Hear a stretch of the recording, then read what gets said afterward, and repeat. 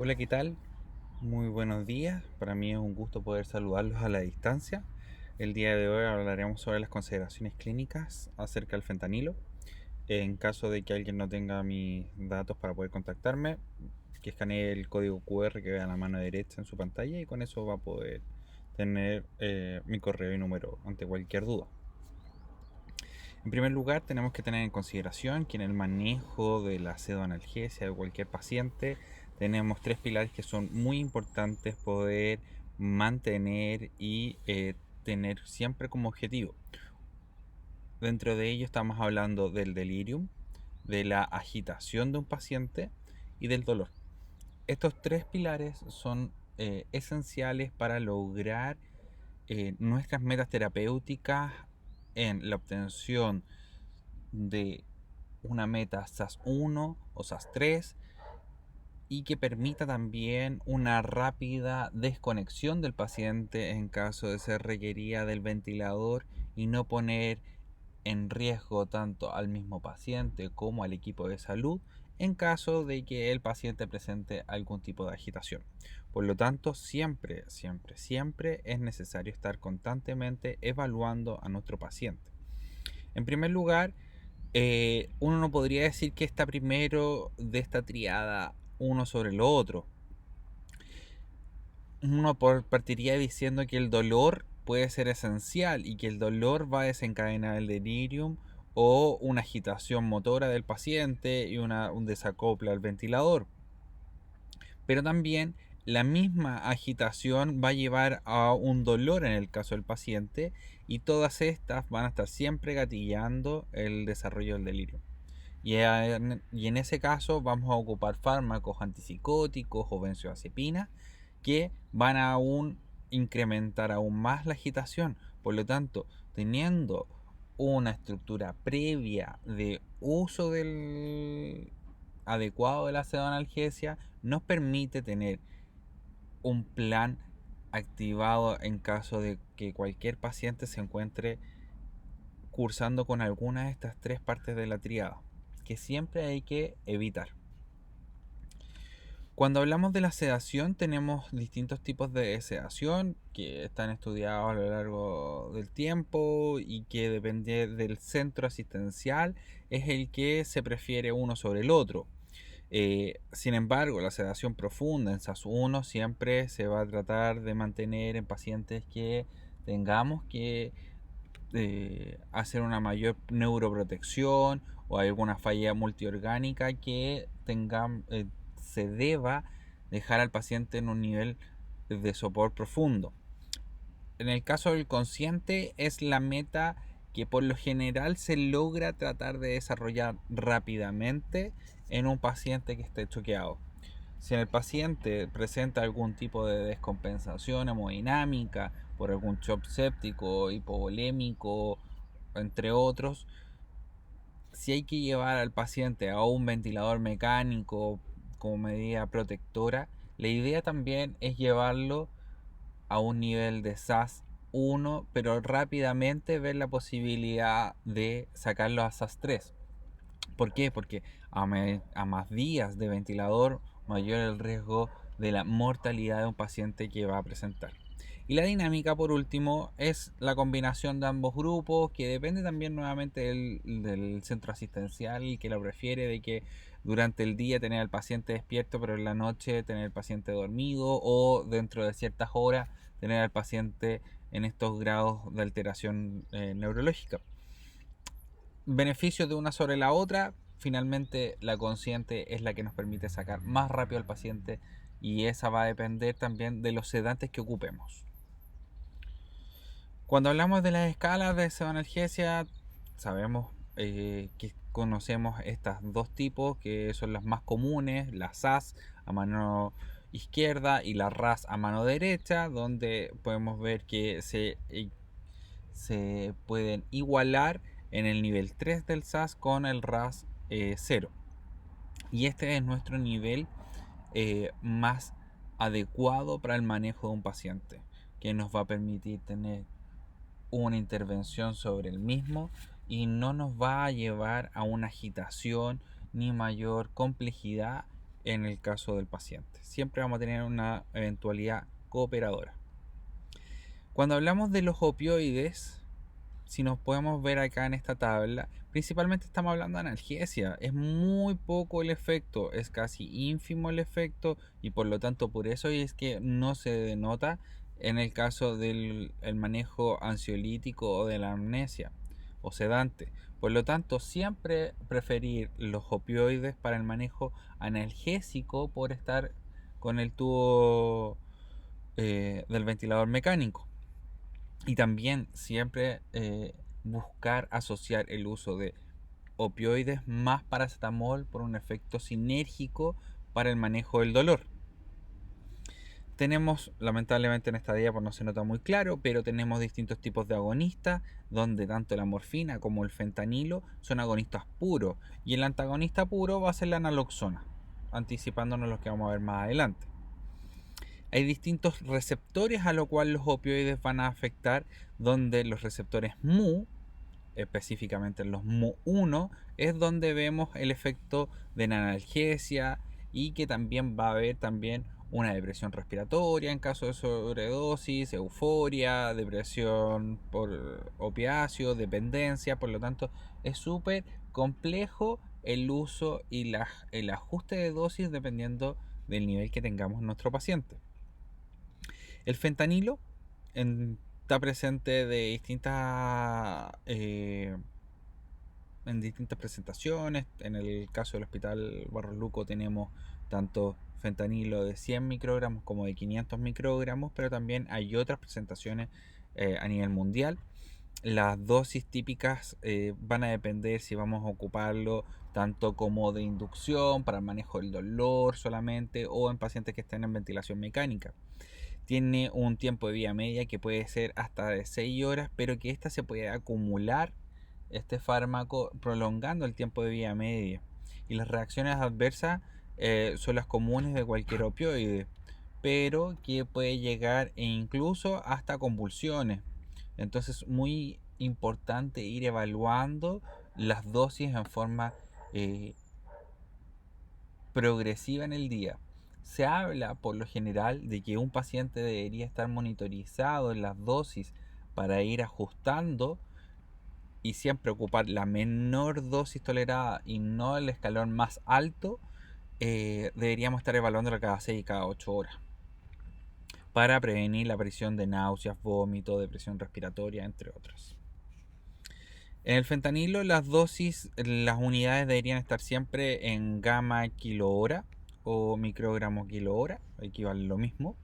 Siempre ocupar el peso ideal del paciente, debido a que si ocupamos el peso real de un paciente, que su ideal es 60, pero vamos a bajarlo a 100 kilos, ese paciente va a acumular en las grasas el fentanilo. Por lo tanto, si tenemos un fármaco que tiene un inicio inmediato y le damos la dosis al peso real que tiene el paciente después, cuando vayamos ajustando sus dosis, va a costar aún más, porque su respuesta va a ser más lenta por la acumulación en las grasas, y de preferencia disolverlo en suelo fisiológico. Cuando hablamos de las características farmacocinéticas, estábamos diciendo de que tiene un inicio inmediato en su acción, tiene un volumen de distribución amplio, por lo tanto se puede acumular en las grasas. La unión a proteínas plasmáticas es alta, también cercano al 85% en promedio. Por lo tanto, es súper importante ver cómo está el nivel de nutrición de nuestro paciente. Por el otro lado, también tenemos un metabolismo hepático en el CYP3A4, que es el que comúnmente todos los fármacos se metabolizan. Un tiempo de vida media que hablamos que podía ser hasta de 6 horas, pero que es súper relativo. Pero que aquí la excreción es súper fundamental analizarla, que en falla renal se acumula este fármaco. Por lo tanto, si tengo un paciente obeso o con sobrepeso y tiene falla renal, ese paciente sí o sí va a tener una acumulación del fármaco, y eso nos lleva a tener mayores precauciones y una mayor intervención o una mayor continuidad en la monitorización de este paciente. También cabe destacar que la estabilidad del fármaco preparado en suelo fisiológico puede durar hasta 48 horas. Eso nos da una facilidad de que si está con una alta concentración del fármaco, podemos mantenerlo por 2 días sin mayores complicaciones de reemplazo. Podemos ver de que por lo general la dosis de carga va de 1 a 2 microgramos por kilo en el paciente. Estamos hablando por lo general de 100 microgramos. Las dosis de mantenciones van a ir ajustadas al escalón que nosotros queramos obtener, a la meta que busquemos. Por lo tanto, siempre es súper importante estar planteándose cuál es lo que yo quiero lograr con mi paciente y hasta dónde tengo que llegar con este mismo. El tiempo de acción es inmediato prácticamente y la duración, si estamos hablándolo en dosis intermitentes, pueden ser hasta de 60 minutos.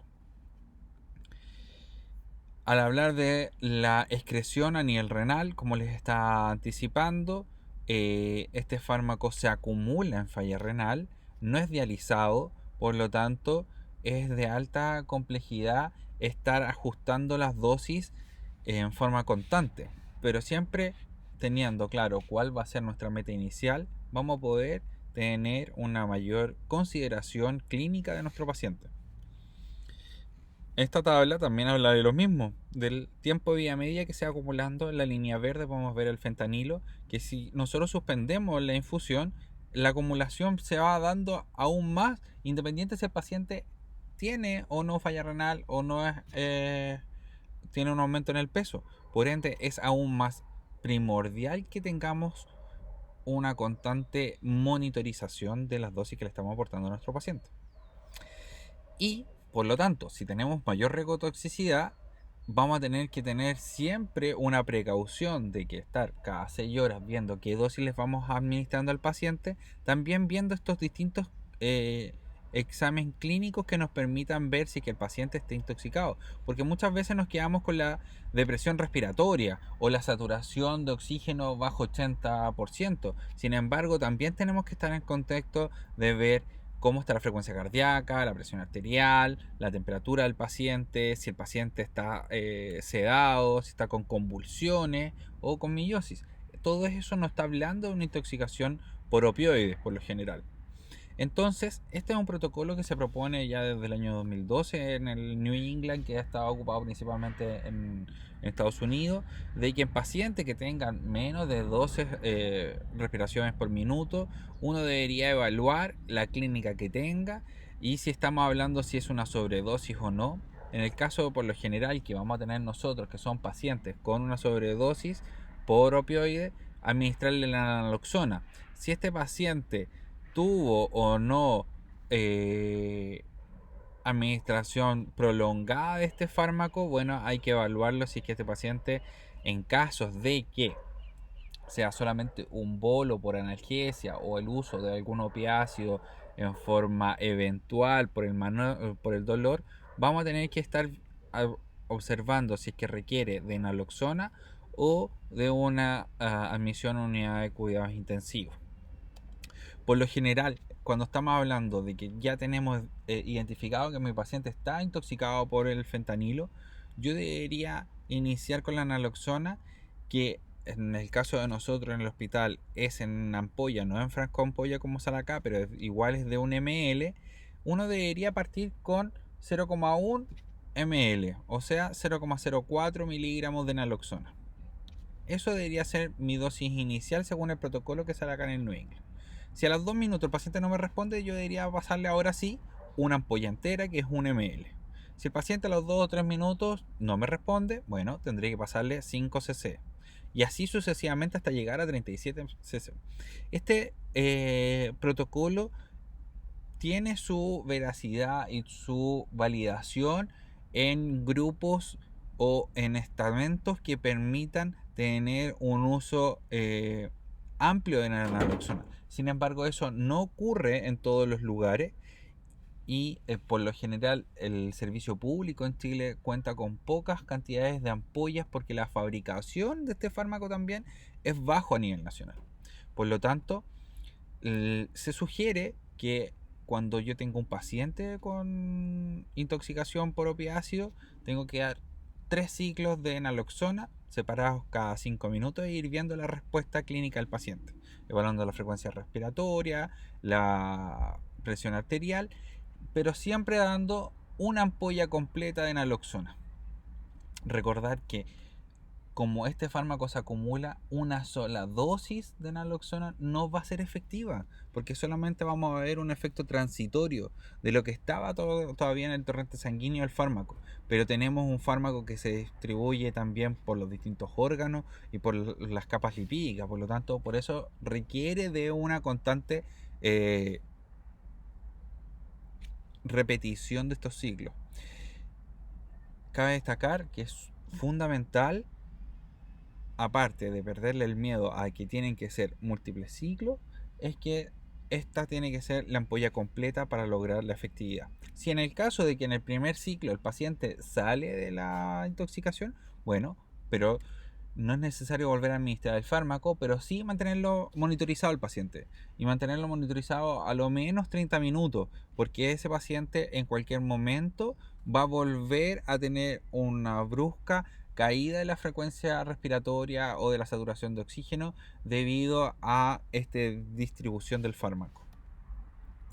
Este es un escalón que ampliamente es conocido, que está propuesto por el MinSal, donde salemos tanto en casos de que tengamos un paciente manejado con pseudoanalgesia, con fentanilo y midazolam, donde por lo general se sugiere el inicio del fentanilo en la bomba en el escalón 3 e ir subiendo sucesivamente hasta el escalón 12. Sin embargo, sabemos que ya en el escalón 9 logramos nuestra meta terapéutica. Pero ojo, estos esquemas son antiguos, son esquemas que el ministerio ha validado y ha encontrado que son bastante apropiados, pero que uno siempre tiene que ir adecuándolo al contexto clínico que tenga mi paciente, a un paciente que, ¿cuál va a ser realmente la meta? ¿Un SAS-3 de un paciente cooperador pero sedado o va a ser un paciente de sopor profundo? Y también recordemos que para lograr una mayor acopla al paciente, bueno, en caso de que esté con estos dos fármacos, el fentanilo y el midazolam, y no logre la efectividad, bueno, tal vez tendré que asociar propofol en esos casos para llegar al SAS1, que es el que yo necesito. Entonces, esto es lo que se habla actualmente, parecido que siempre uno debería tener, que en el caso de la analgesia, el fentanilo con sus 6 escalones realmente de sus dosis, pero siempre con paracetamol para poder potenciar el efecto del fentanilo y tener una analgesia más efectiva. Y por el otro lado, la sedación va a depender de qué fármaco queramos obtener. Si quiero una sedación superficial, dexmedetomidina es el fármaco de elección. Y si en caso de una sedación profunda, el propofol en SAS1, SAS2.